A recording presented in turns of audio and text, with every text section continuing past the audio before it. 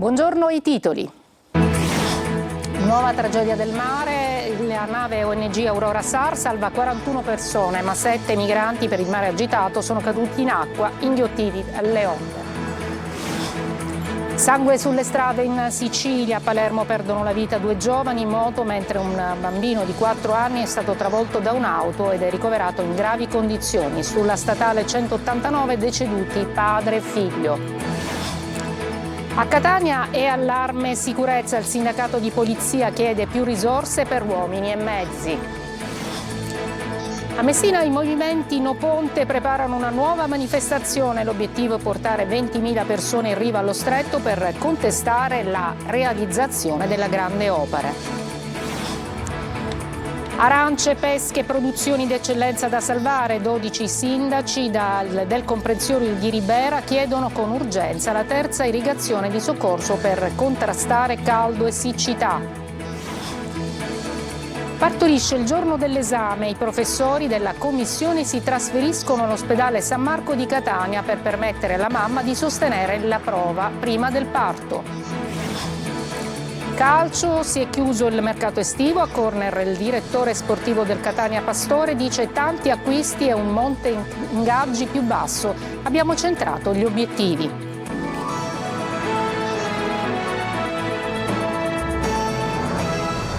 Buongiorno, benvenute e benvenuti a questa edizione del nostro telegiornale mattutino. Apriamo con la cronaca: la nave ONG Aurora SAR con a bordo 41 persone tra eritrei, etiopi, malesi e sudanesi, soccorsi nel canale di Sicilia, è sbarcata a Lampedusa, destinazione assegnata per garantire la sicurezza della navigazione e la salvaguardia delle persone a bordo.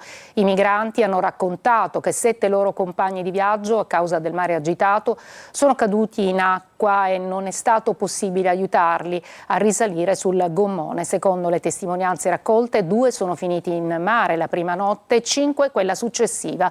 La traversata era iniziata dalla tarda serata del 27 agosto da Zuara in Libia, dopo aver pagato 800 euro a testa. Un migrante diabetico è stato portato al poliambulatorio per accertamenti.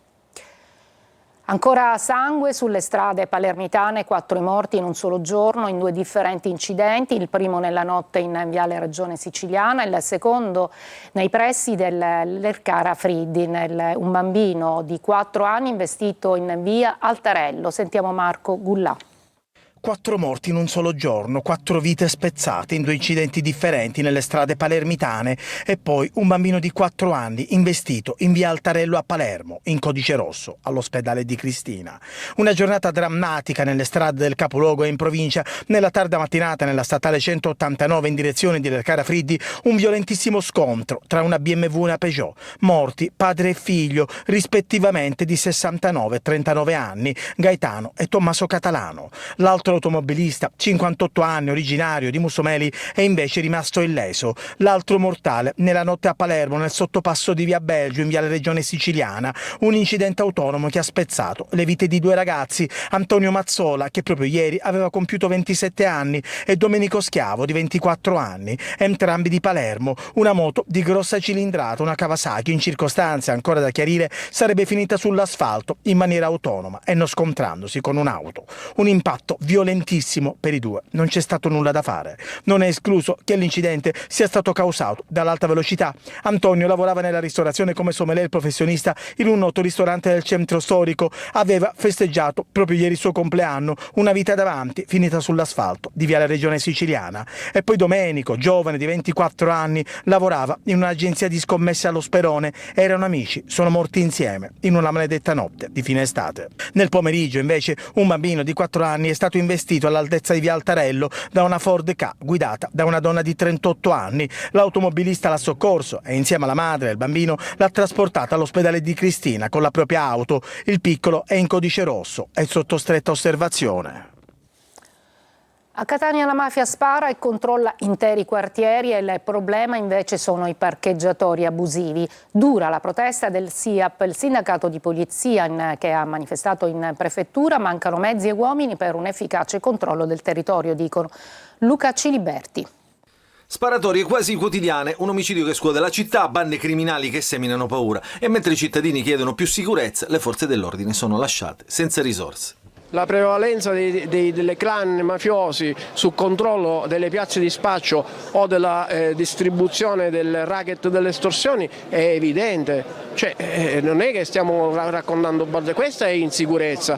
Poi il posteggiatore abusivo vedremo, metteremo un vigile urbano come deterrente. Secondo il SIAP, sindacato di polizia che oggi è stato ricevuto in prefettura, mancano oltre 500 poliziotti in provincia di Catania e un piano di controllo del territorio aggiornato. Gli agenti sono costretti a turni massacranti e ad operare con mezzi vecchi e dotazioni insufficienti. Però il problema maggiore è il piano di coordinamento del territorio. Abbiamo un piano di coordinamento che nasce nel 2008 quando le forze di polizia e carabinieri erano sufficienti per poterlo eseguire, oggi non lo sono più.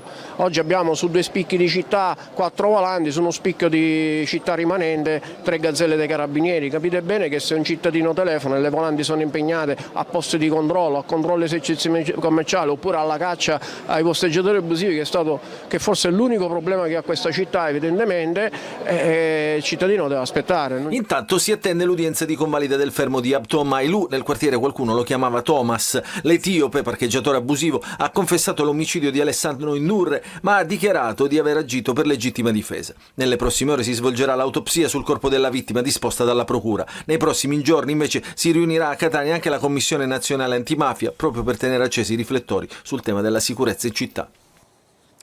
È stato ritrovato Angelo, il ragazzo di 11 anni scomparso ieri da casa nella zona di Picanello a Catania.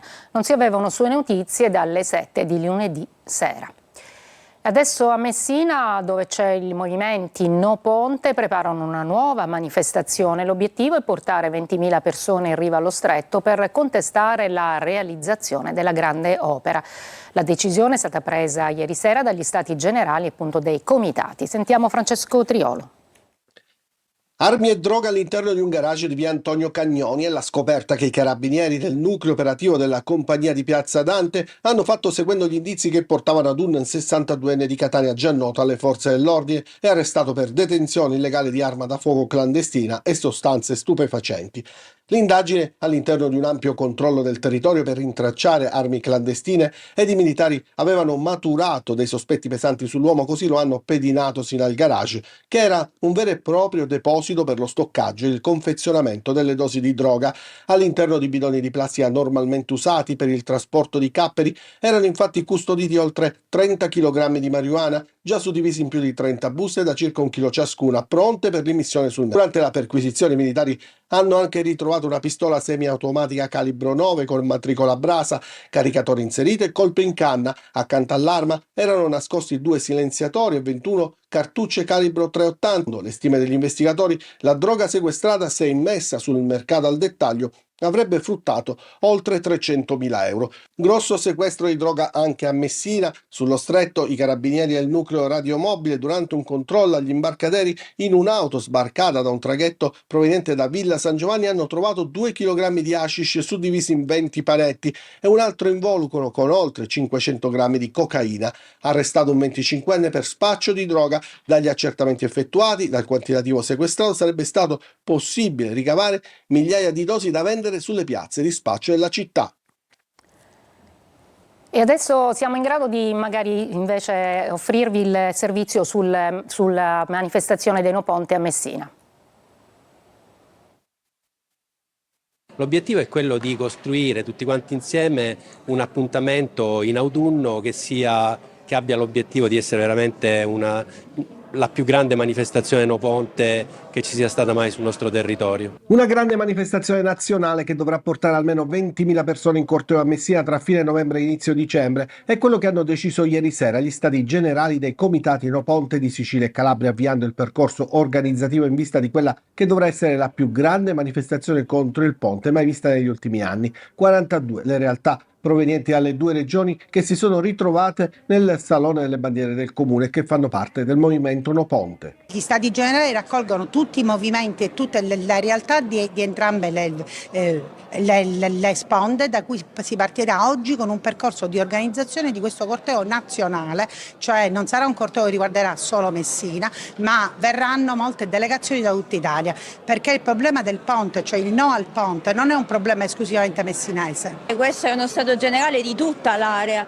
dello stretto, di tutta l'area che sarà interessata, io dico sempre minacciata da questa infrastruttura. Il movimento è un movimento che ha fatto rete, che ha oltrepassato chiaramente le acque dello stretto e che ha coinvolto tutti quei movimenti che in Calabria da anni, da decenni, anche loro stanno combattendo questa battaglia. Un corteo, è stato detto, che dovrà avere la forza di dare la spallata decisiva alla costruzione dell'opera e che dovrà vedere il coinvolgimento di tutte le forze nazionali che dicono no al ponte.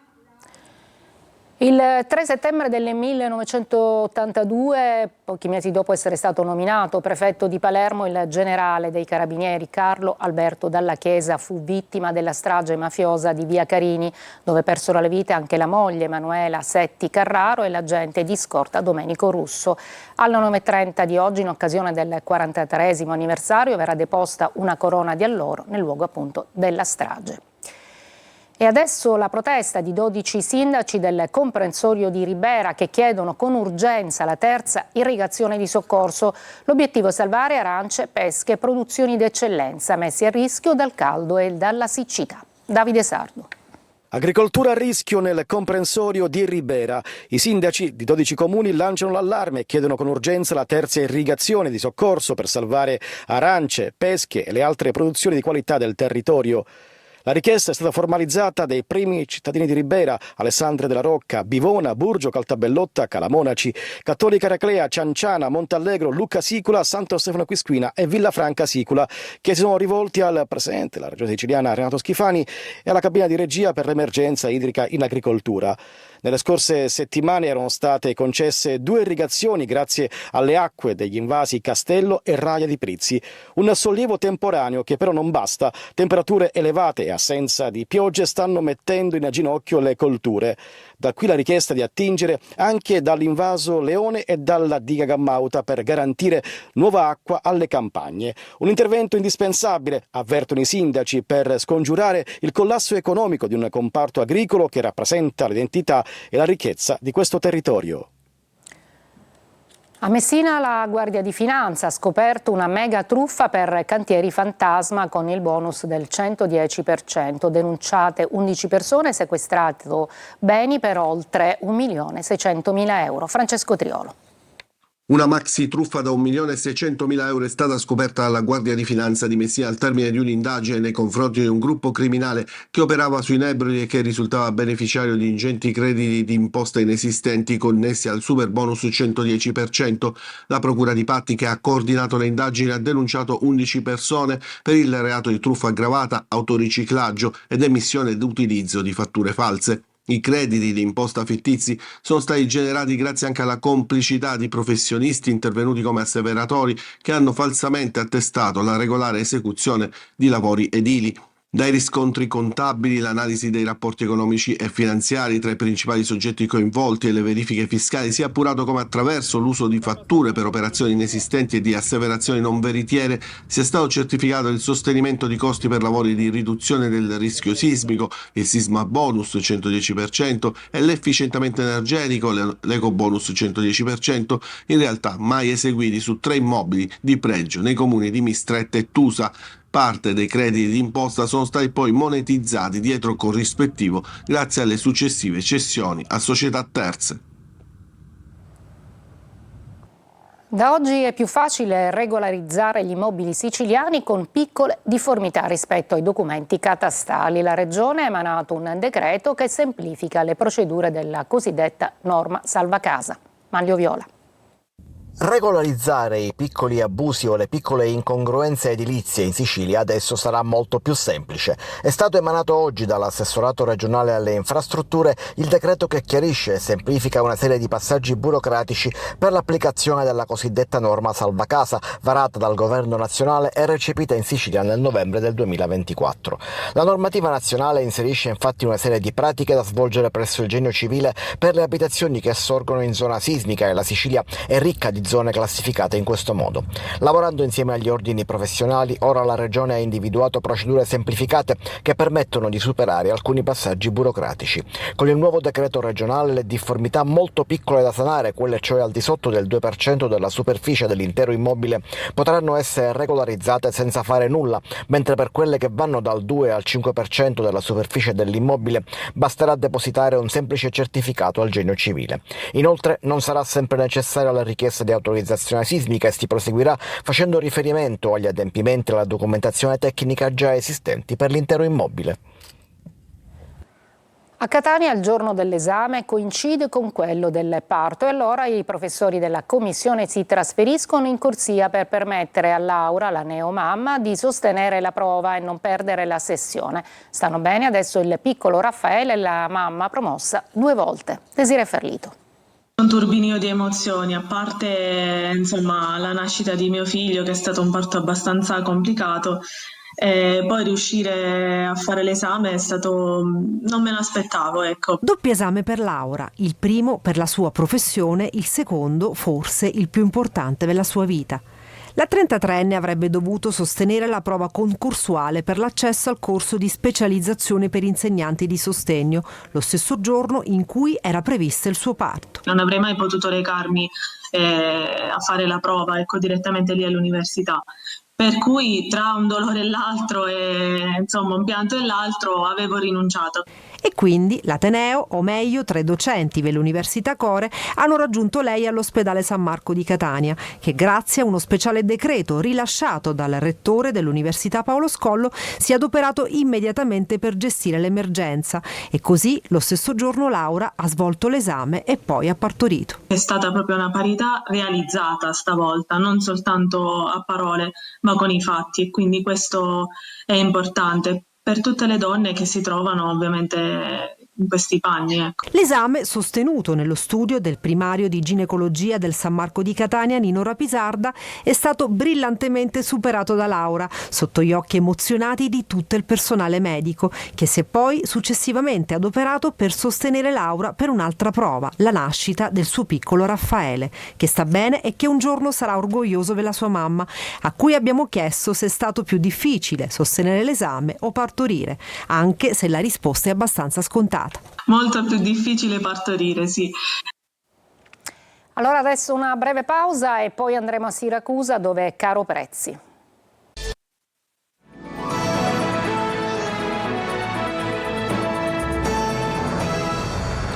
Bilanci di fine vacanze a Siracusa, il caro prezzi esaspera i residenti e allontana i turisti. Francesco Loi. Ci sono stati anni in cui si stava veramente bene, adesso per noi residenti è diventato impossibile resistere. Il caro prezzi esaspera i residenti e allontana i turisti. A dimostrarlo sono le presenze, in calo rispetto al passato. Aumenti che, come ci dicono i residenti, a Ortigia diventano più evidenti. Allora, diciamo che i prezzi stanno livellando rispetto al restante della Sicilia. Sulle spese alimentari, caffè, pasta, farina, le cose di prima necessità. Sicuramente i prezzi sono orientati a quelli di turismo. Diversi gli scontrini pazzi che in questi mesi hanno fatto il giro dei social. Chi lavora nel settore della ristorazione risponde così. Ma non è che siano tanto esorbitanti i prezzi. Ad esempio granita con brioche, quanto costa? Granita con brioche costa 5 euro qua, ma siamo di fronte a Piazza Duomo. Che personalmente ho comprato un cannolo 2,50 in un paesino, con tutto rispetto, ma io il mio cannolo qua lo vendo 2,50 con un affitto molto ma molto più caro perché siamo a Ortigia. Facendo un giro tra i locali però non troviamo prezzi esagerati. Credo che sia un po' sulla norma rispetto ai prezzi nazionali. Non mi sembra, anzi alcune cose avevano un buon prezzo rispetto a quello che si vede in giro. Eppure, secondo il comitato dei residenti, il caro prezzi a Ortigia c'è. Un bar e un altro all'interno di Ortigia ci sono differenze di prezzo che non capiamo, sino al 70% in più a parità di prodotto e di esercizio. E intanto il centro storico è sempre più invivibile, tra caos, parcheggi e pochi controlli. Adesso a Favara, nell'Agrigentino, che ha accolto Orietta Berti per i festeggiamenti di San Giuseppe, la cantante emiliana con oltre 60 anni di carriera ha incantato Piazza Cavour con il concerto La mia vita è un film, tra grandi successi e nuove hit. Davide Sardo. Cosa mai ci sarà dietro un grande amore? Una piazza gremita, un pubblico in visibilio. Favara ha accolto una delle voci più amate della musica italiana, Orietta Berti.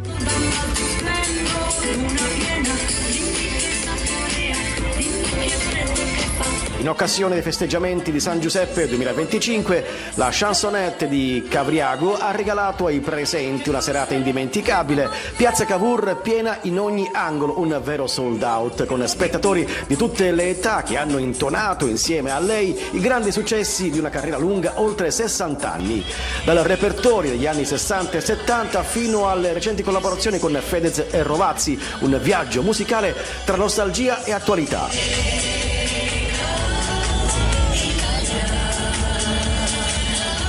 Con il concerto La mia vita è un film, Orietta Berti ha emozionato, divertito e conquistato ancora una volta tutti. Un entusiasmo travolgente che conferma il suo legame eterno con la musica e con il suo pubblico. So quello che vorrei. Breve pausa e poi lo sport con le ultime del calciomercato per il Catania.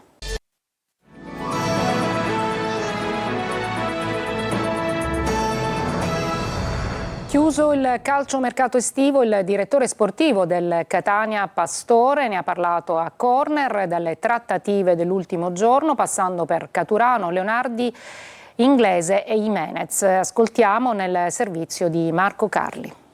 Dietro il mercato del Catania, le scelte, gli obiettivi centrati, le ultime trattative. Ha raccontato tutto a Corner il direttore sportivo rossazzurro Ivano Pastore. Intanto i motivi dello scambio Quaini-Buglio non è andato a buon fine. Non è sicuramente una cosa partita da noi. La Juve Stabia ha cambiato idea, ha deciso di non prendere più Alessandro e noi l'abbiamo tenuto qui. E poi gli attaccanti, quello del presente, Caturano, e quello del futuro, Leonardi. Caturano è il presente in questo momento, no?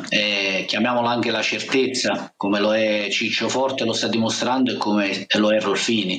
Leonardi è stata un'operazione per il futuro. Un grande merito è stato quello di aver sistemato parecchi, quasi tutti, i giocatori che non rientravano più nel progetto. Non era facile, però io credo che per una società e anche per un direttore in prima persona, quando riesce a chiudere il mercato, togliendo tanti giocatori, mettendone diversi forti e tenendo un mondo ingaggi più basso, sia una soddisfazione maggiore. Pastore ha parlato anche della vicenda Inglese. Sul suo mal di pancia ha detto: qualcosa c'è stato, ma il ragazzo ha risposto da professionista. E poi Jimenez e l'offerta per il prolungamento del contratto. Noi secondo me abbiamo fatto una proposta molto importante se pensiamo alla base di partenza che ha il ragazzo in questo momento. Credo anche che sia parametrata, penso ai giocatori più importanti che abbiamo. Adesso sta a lui decidere se accettarla o non accettarla. È tutto per questa edizione, la prossima alle 14. Grazie per l'ascolto e buona giornata.